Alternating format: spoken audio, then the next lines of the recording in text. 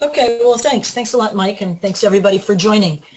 So I have a kind of little bit tongue-in-cheek subtitle to my talk tonight. It's about systems of care, and we had planned on doing this in module 8 or 9 to give an overview of systems of care so we can all have a better understanding of the world we're working in.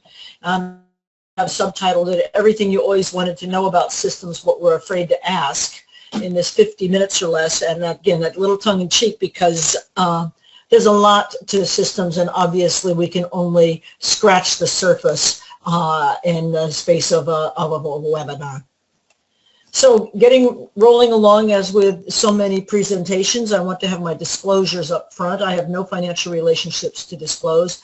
I will disclose, as you know already, I'm a pediatrician, I'm a physician, I'm a clinician, and I see systems through the eyes of a physician. So this presentation has very much a clinical medical orientation.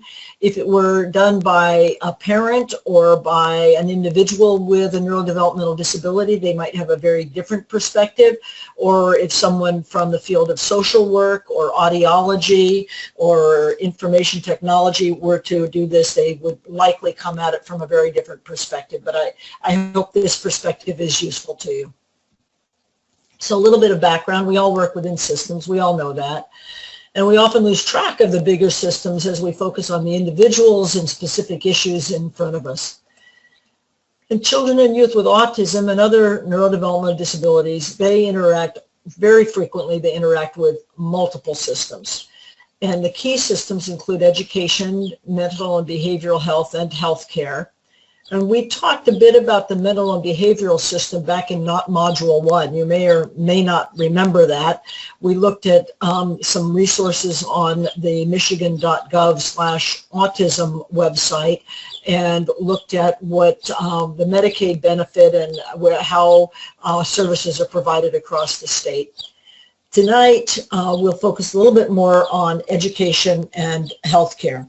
And again, forgive me for being very superficial in this, in that trying to give an overview in less than an hour.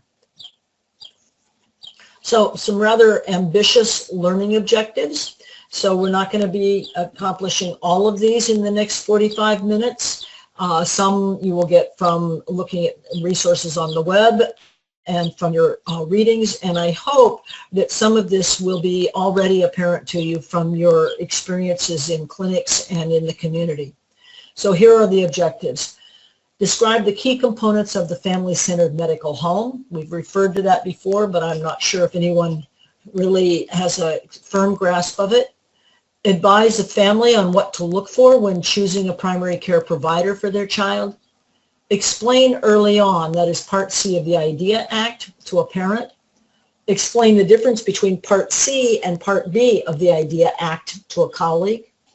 Advocate for care coordination across domains for children and youth with neurodevelopmental disabilities. Articulate the importance of Part C of the IDEA Act to policymakers. And recognize how the work you do with individual children and families fits into larger systems of care. So as I said, rather ambitious objectives. So we're going to start with a pretest. So first I'll give you the longer phrases here, and then Mike will convert it to, in order to have it work on this platform, we have some abbreviated responses. So the term medical home refers to a home with a child with medical complexity in which there's significant medical equipment in the home. B, a home visiting program that provides support to families of children with special health care needs. C, a model of care that is comprehensive, coordinated, family-centered, accessible, and culturally competent. And D, a facility that provides compassionate, skilled care for children with special health care needs, giving parents a break. So, you going to open the poll for us? Okay, and 100% of participants chose C, model of care that is coordinated and family-centered. Okay, well, you know, we could we'll be able to, that's the correct answer. And so maybe we can abbreviate a little bit of this presentation tonight. That's great. Okay, perfect. The next one is about IDEA Part C. It's a program that provides special education services for K through 12. It's a program that provides early intervention to infants and toddlers who have or are at risk for developmental delay. An educational program that is provided at low cost with a sliding scale based on parent income. Or D, HRSA-supported grants to promote new ideas to improve services to children with autism and other neurodevelopmental disabilities. The results for this, 31% of participants chose A, special education for K to 12. 54% chose B, early intervention for infants/toddlers. And 15% chose C, educational program provided at low cost. Okay, all right, well that's good. So we'll move along, we'll come back to this later and see which was the correct response. So I want to take a few minutes and I'm going to pick on trainees if you don't volunteer, so you might want to volunteer early because otherwise it gets harder to come up with something that hasn't already been said. But let's talk for a little bit about medical home. This was commented on when we were learning about early hearing detection and intervention in one of the audiology presentations, and I think we talked about it elsewhere. So you got the right answer on the multiple choice test, multiple choice item. But what do you know? What can you tell each other about the medical home? So you got the answer right, that it's a model of care. What can you tell us about that model of care besides that string of politically correct buzzwords? We all want things to be comprehensive and culturally competent. What does it really mean? Dr. Turner, this is Maddie. So I just remember something that stuck out to me when we were talking about medical homes early on was the idea of the care being also accessible. So I remember you mentioning that some type of accommodation will be made, whether it's a day on the weekend or later hours in the evening to ensure that patients can get accessible care. Okay, very good. Yes, needs to be so that it's patient can get the care what the families or children or adults could get the care when they need it. Other thoughts? Dr. Turner, this is Erica. Mm-hmm. Can you hear me?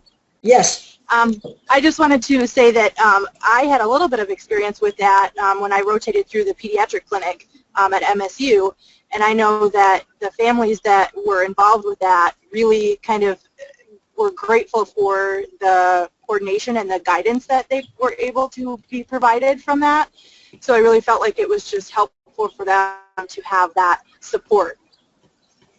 So that support is a focus, kind of you're giving a focus on coordination? Yeah, and the support. I mean, they just felt more supported going through this, or what they were going through. Okay, thank you. And how did that support come about? Who provided that support? I think it was mainly the care manager, but I think they felt supported in all the with all the clinicians because they had their questions answered and could be guided and things by the case manager or the care manager. Okay, the care manager. Yeah, that's an important role, isn't it? Yeah. Other thoughts? Molly. Yeah?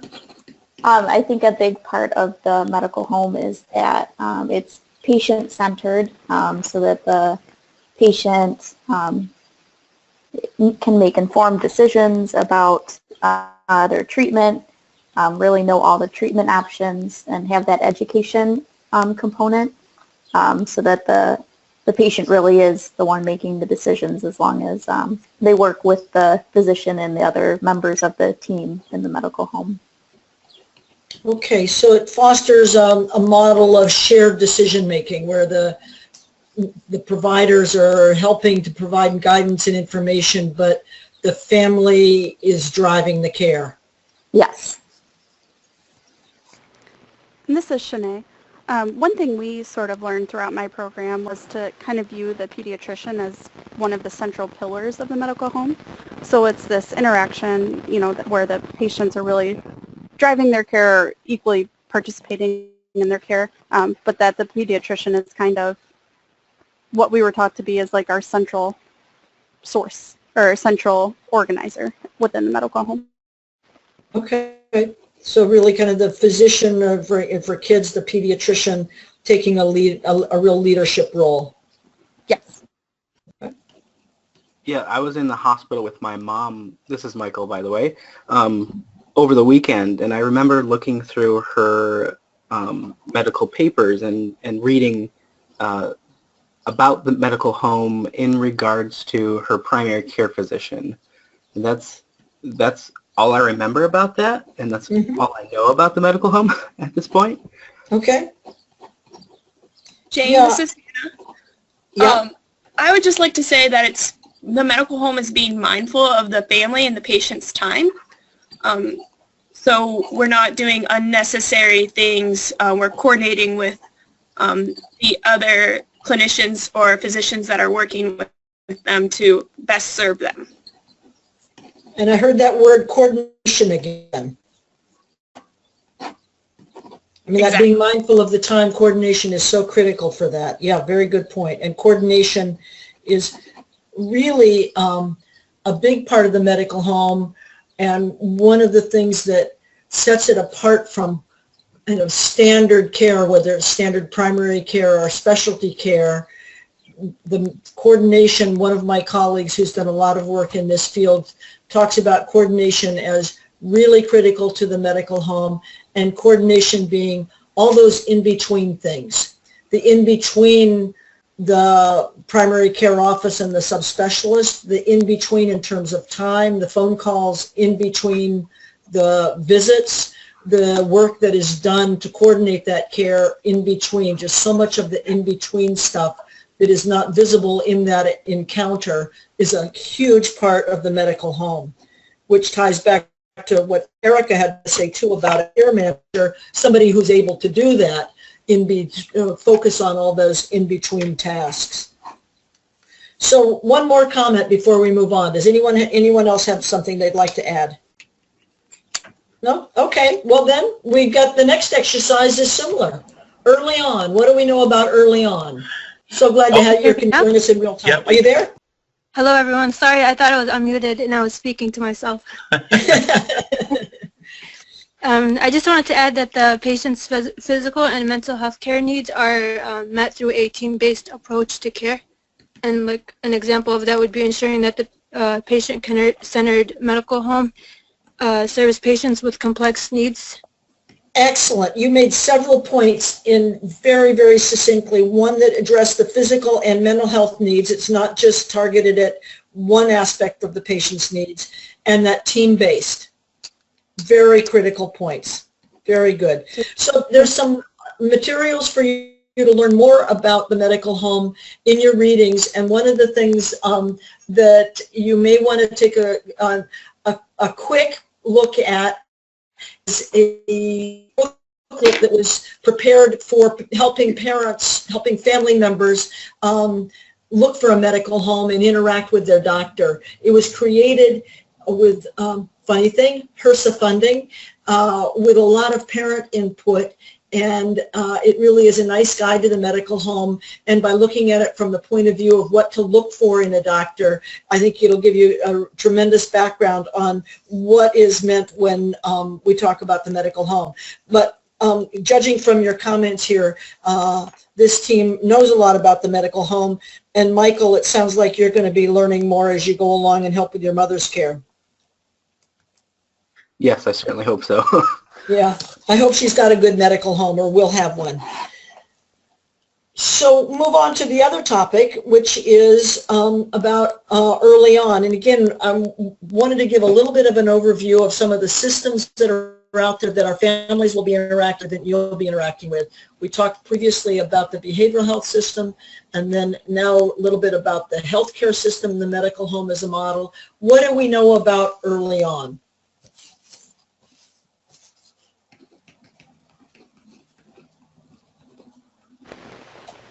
Hi, Dr. Turner. This is Shanae.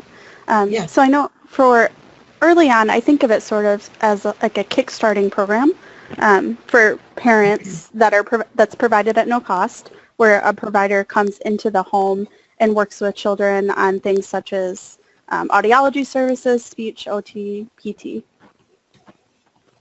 Okay. Do you know what ages they serve? I should know this. I want to say 0 to 3. Yeah, very good. 0 to 3 years. Very good. That's a nice way. I haven't heard it described as the kickstarting program, but that's a really nice way to put it. Anyone have anything to add? This is Maddie again. I don't have much to add in terms of the types of services that are provided, but I think just the goal, obviously, of early on is early intervention as a means of providing better outcomes.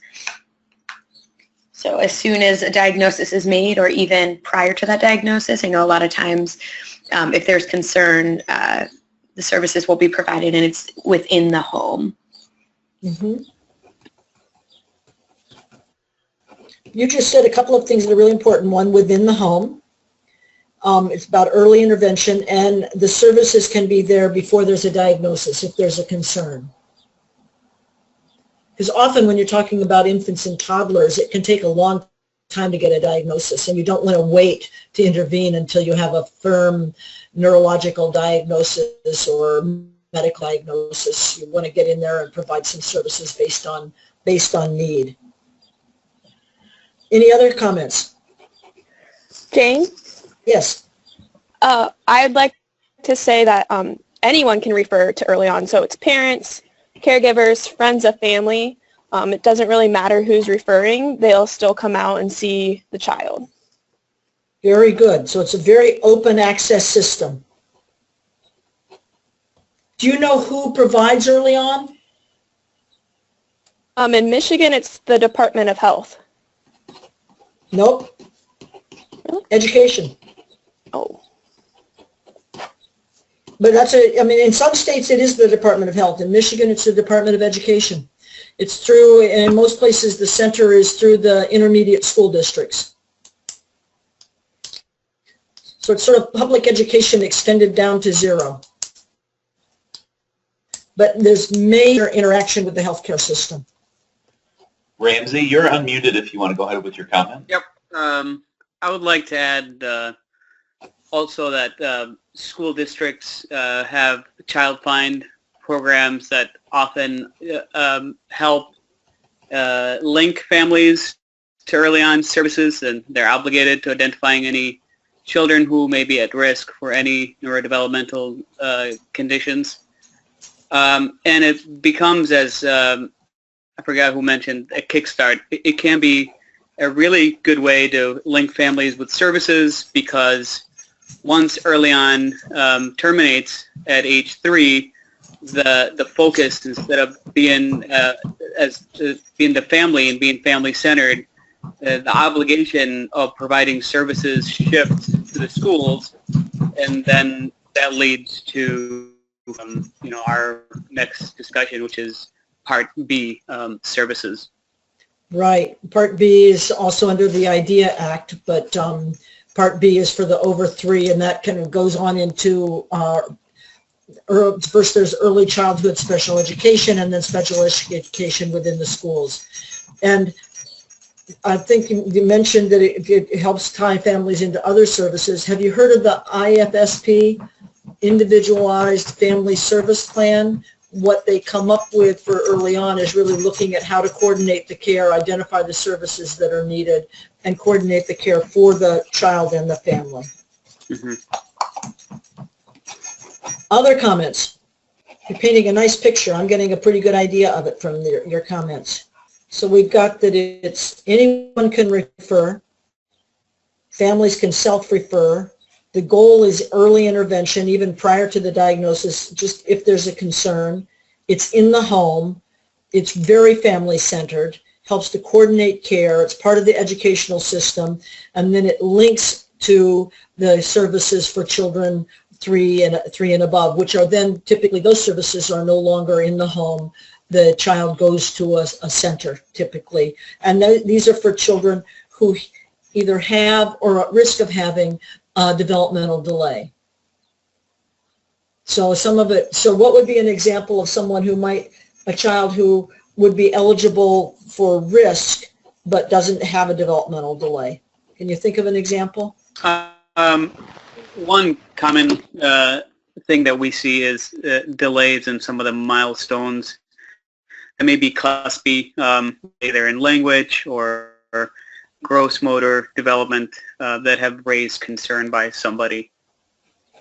Yes, so if you've noticed a little bit of delay in milestones, or if a child is born with a condition that is likely to include a delay, for instance, Down syndrome, or some of the other trisomies, that child would be eligible for early on without waiting to see are they going to slip behind in terms of their gross motor or their language skills. So just a medical diagnosis can be a reason, or babies born prematurely, significantly prematurely, are automatically referred to early on for evaluation and monitoring, rather than wait to see, oh, at 6 months are they falling behind. No, let's get in there at the very beginning. Okay, well, good. Well, thank you. So I thought one way to look at it, as I mentioned at the beginning, I'm a clinician and I look through things through clinical eyes. And I think it's, I thought I would use a clinical approach to talk about some of the systems and how we look at systems, or what the systems are, and how families can enter them and what they look like, hopefully even from what they look at the family. So I thought I'd give a case. We're just going to do one case because we're trying to stay on a timeline here. But this is a case of in a primary care family-centered medical home. A 19-month-old comes in for a health maintenance or well child visit at 19 months. This is officially the 18-month visit, but they're a month delayed in coming in. Past medical history is noted for a pretty smooth pregnancy and birth. Was born 38 weeks, which is essentially full term. The child has had no significant illnesses, has had ear infection twice, once at 11 months and one at 14 months. Missed the 15-month health maintenance visit, so hasn't been seen for a full review since 12 months of age. Physical growth has been right on track. Social situation, lives with both parents and has a 3-year-old sister. And family history is pretty unremarkable. Dad has asthma, and that's about it. Parents bring some concerns. This little guy is always on the go. He will not sit still. He's not like his sister, who at 18, 19 months could sit down for a few minutes and play with a puzzle or look at a book with them. This little guy also, though he's a little bit precocious in that he seems to already have the terrible twos, his temper tantrums are very long, prolonged. They can go on for more than an hour when he's upset, where he just cannot be consoled. He's not talking, and their milestone, their benchmark for that is his sister actually had a couple of word phrases at this age, and they can't understand. They don't, not sure that he has any words. If he does, they're not understanding them. Though his mother, question comes up, is he hearing okay? And his mother says, oh yeah, even very soft sounds could just really set him off. Somebody opens a drawer in another room and he gets pretty upset. He wants to get in there and see what's in it. Bedtime is really challenging. It's really a nightmare, and he gets up many times during the night. And he's so much on the go, his mother's worried that he's going to hurt himself. She's kind of, she's beside herself, because he can get out, he can open doors, he can get around the house, and he's up many times at night. So she's pretty worried about him. So in the office, physical exam is essentially normal, what can be done, because he's crying. It's pretty hard to hear his lungs, his heart, because he cries when he's approached, and he's thrashing in his mother's arms. Growth parameters were obtained, and he continues to grow along his growth curves around the 75th percentile. And his mother has completed the ASQ3 and the MCHAT-R, which are recommended to be done, both to be done. The ASQ is for developmental screening, and the MCHAT is an autism screen. And she's completed those. They were sent to her, and she completed them, and then we get to score them in clinic. So moving along, I put together an ASQ. I don't know if you've had a chance to actually see the full ASQ questionnaire. If you haven't, you might want to take a look at it. And here's the scoring sheet. So let's kind of take a look at this. He's 18 months old, and here are the different domains: communication, gross motor, fine motor, problem solving, and personal social. And you put fill in the circle of where he scores. scores a 5 in communication. He's really got very little in words. Gross motor is over here in the white area, or areas of a pass, no concern. The gray areas are areas that are kind of marginal, take another look. And if scores in the black area, that's delay. So kind of over here, borderline black, well, he's kind of in the black for fine motor and also in problem solving and personal social. The parent then also asks a few other questions. This mom has no concerns about his hearing. She notes that he's not talking like other toddlers his age. Does he understand most of what, do they understand most of what the child says? No. He is walking, climbing like other toddlers. There's no family history of hearing impairment. This is here because you would have a much lower threshold for getting a hearing exam if there isn't a family history of hearing impairment. Are they concerned about his vision? No. He's had a couple of ear infections. They're very concerned about his behavior and other concerns. So here's his ASQ score is, whoa, there's some concerns here. So they also completed the MChat. And again, I hope you've had a chance to see the MChat. If you haven't, you can download it and take a look at it and look at what the questions are. So here's the score on the MChat. It's more difficult to score because some of the answers are supposed to be no and some of the answers are supposed to be yes. So to make it a little easier for us this evening, I took the MChat and I highlighted those that are worrisome scores, which would be considered fails. So like on the first one, if you point at something across the room, does your child look at it? And the answer is no. And then down on number 6, does your child point with one finger to ask for something or to get help? This child does not. Does he point with one finger to show you something interesting? He's not doing that. Does he show things by bringing them to you or holding them to you? If you know 18 or 19-month-olds, they do this all the time. They point to things, they gesture for what they want, and they very frequently will bring something to you to share their pleasure or their interest in something. Does he get upset by everyday noises? This child does. Remember the mother mentioned how he's really can be set off. His hearing is too good. Does he turn the head to look at something? If you turn your head, does he follow you? Does he have that joint attention? Does he try to get you to watch him? No. And if something new happens, does he look to the adult to see their response? So the MChat has the yellows. There's 1, 2, 3, 4, 5, 6, 7, 8 yellows. This is refer. This is you don't need to do further asking of the questions. This child needs to be referred. So what are the next steps? What would be the next steps? And if, Mike, if you can unmute the trainees again, what would be the next steps in a typical primary care practice that's not a medical home? Does anybody have an idea? This is Alyssa. I believe there would be the follow-up to the MChat to make sure that the scores match a second time that the scores were done. Okay, does anybody have any comment on that?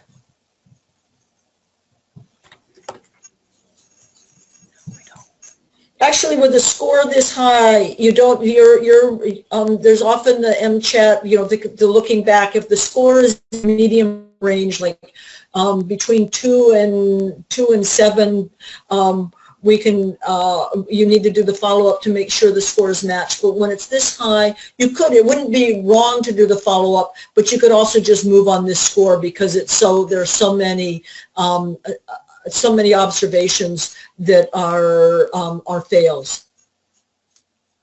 Hi, this is Ann. I just wanted to mention that I sent out a training on the MChat. I think it's either R or 2, I can't remember, that looks at some of these issues around how to score it and then what to do, depending on your results. So I sent it out in the email, and it's also on the Blackboard site under conferences, I think. Thank you. So let's say you do go back over the questions and the observations are correct. He really doesn't show joint attention. His language is delayed as it looks, and he's not sharing pleasures. What would be the next step in a typical primary care practice? Dr. Turner, I guess it would depend on the patient's insurance too.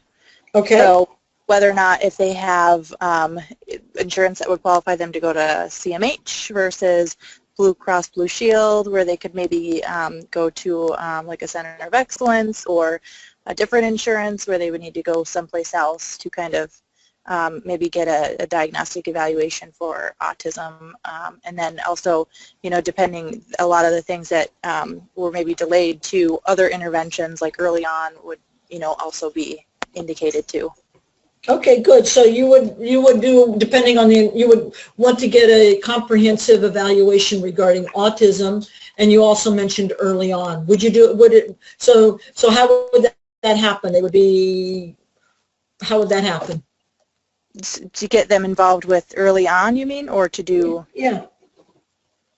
I think you just call and you could get them, you know, you could do them simultaneously, so getting them on, you know, a waiting list to do the comprehensive evaluation, but also at the same time calling to get them signed up and involved in early on. Excellent. Okay, yes, you don't do one first and then the other, you would do both. And what you're describing is kind of what would happen more currently in a patient-centered medical home. In a more typical primary care or primary care operating 10 years ago, basically the family would have been given some phone numbers and said, call,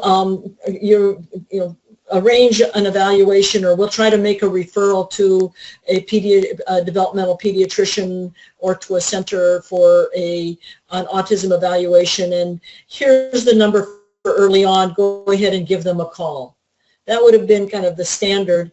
And then a patient-centered, family-centered medical home do more, as you were describing, of actually make the referral and make the call. And most, in most areas, early on is happy to have direct referrals from physicians, like a faxed-in referral, rather than waiting for the family to call. A lot of things slip through the cracks. Frequently, families wouldn't follow up on the phone call. They may not be as concerned as the doctor, or they may be too concerned and worried about that something is actually wrong with their child, and perhaps not call early on. So you made several good, important points. One, it's simultaneous. You don't do one and then the other. You do them both, and the practice needs to make those referrals. And you've already answered the systems of care. So one would be the educational system. The other would be either the behavioral health or an autism center of excellence for the autism evaluation. What about audiology? Do you think this child's hearing should be checked? This is Shanae. I certainly would refer for audiology, you know, to get a baseline for hearing, but also, you know, this child's had at least two ear infections that we know of. So that's certainly something they need to get hooked up with audiology and otolaryngology to get evaluated. Yeah, I would agree. I would agree. So I know this is a lousy slide here because I pulled this off of the Michigan Autism Council. I don't know if you can read it at all. I wanted to bring this in to show you another example of a system that's there to serve us, and this is the Michigan Autism Council through at the state, has some guides on what to do if you have a concern about autism.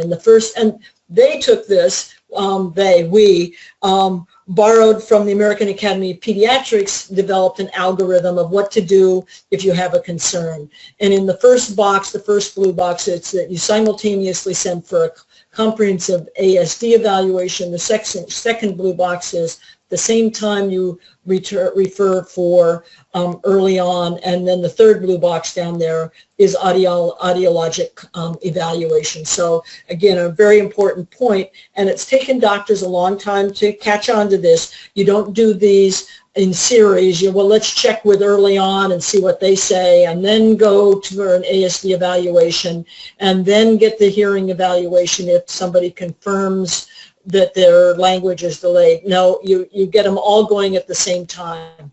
You can lose too much time if you wait for one evaluation, wait for the results, and then turn around and start the next. So we covered this. Next steps early on, community mental health, hearing eval. And then here are some important things to do in the patient-centered medical home. The parents will be asked to sign permission slips to consent to share information with those entities so care can be coordinated and everyone knows what's going on.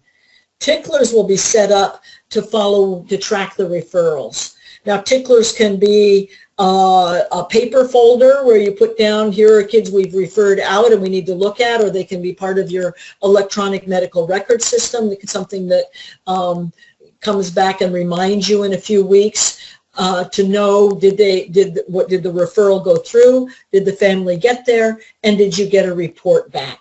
This is a big part of that care coordination, and a big part of the medical home is to take responsibility for follow-through, not just for, oh, I made the referral, I'm done, I'll check on it when he comes back again for the 2-year checkup.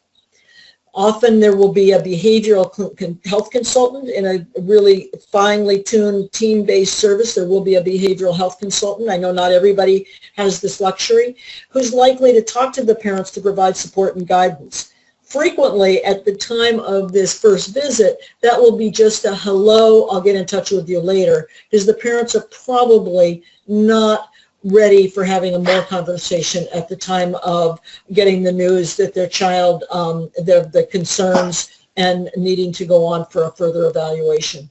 It's helpful to have some telephone follow-up in a couple of weeks and a follow-up appointment set in a month to see how things are going, to check on things, and to do some provide some further guidance if they're running into any roadblocks as they're pursuing those services, not wait for the next 6-month well-child visit. So we mentioned this different services of care. Wanted to talk a little bit about the care coordination across systems, and it's critical, and I've been talking about it as from the point of view of a pediatrician in a family-centered medical home.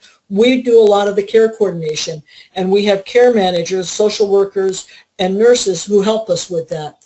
But not everybody has care coordinators, care managers, and even if you do, other systems also provide care coordination. And there's almost a need now for someone to coordinate the coordinators. You know, a little communication, you can kind of see who's taking the lead, but there's someone in the medical home often. Early on, has a coordinator, and community mental health provides case management, and many kids have a case manager. Important thing is that these folks are talking to each other and know, so they're not duplicating efforts, and they're not hammering the family with unnecessary phone calls or come in and meet with me to coordinate the care when someone else has already taken care of it.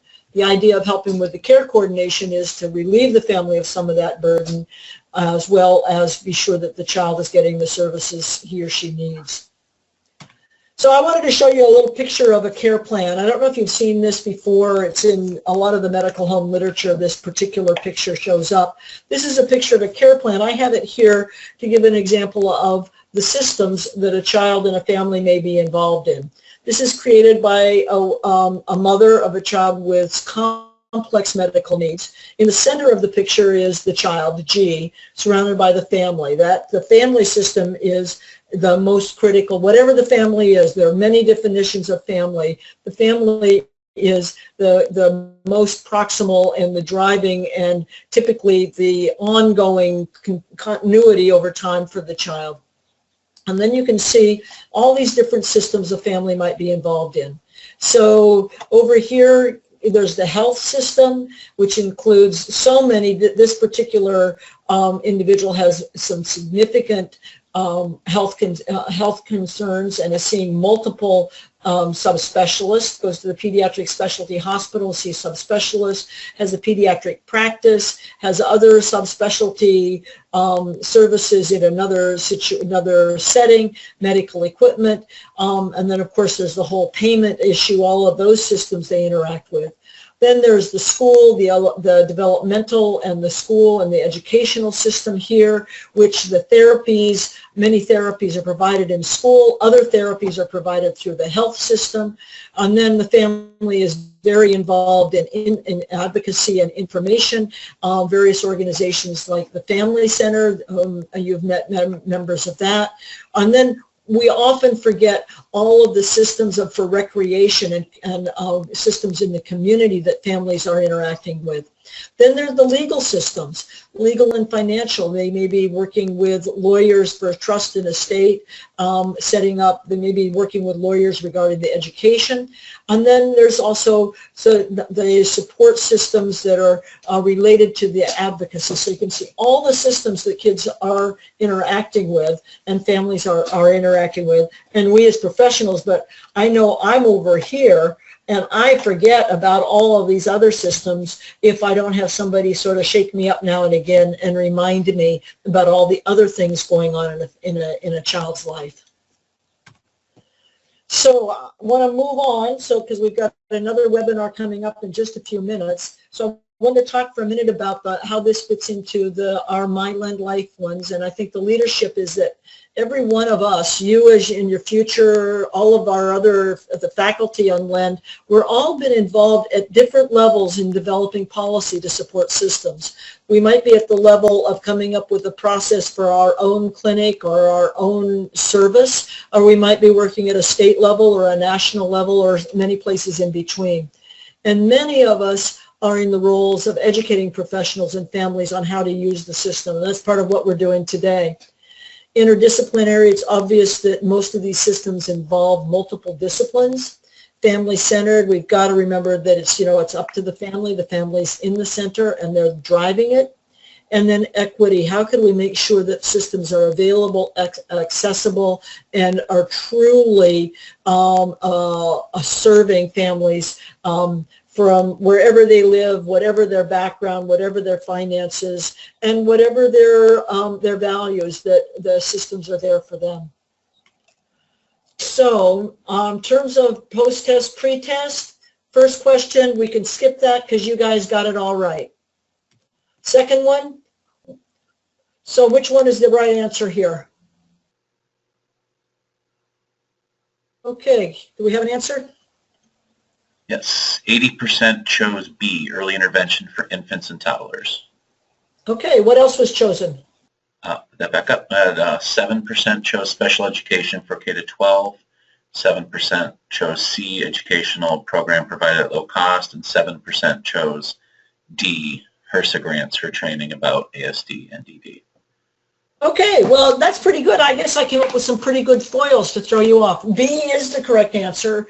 Part C of IDEA is early intervention or early on. It's confusing because Part C is for the youngest and Part B is for older. It's kind of backwards, and I think that's probably where it came in, the idea that was K through 12.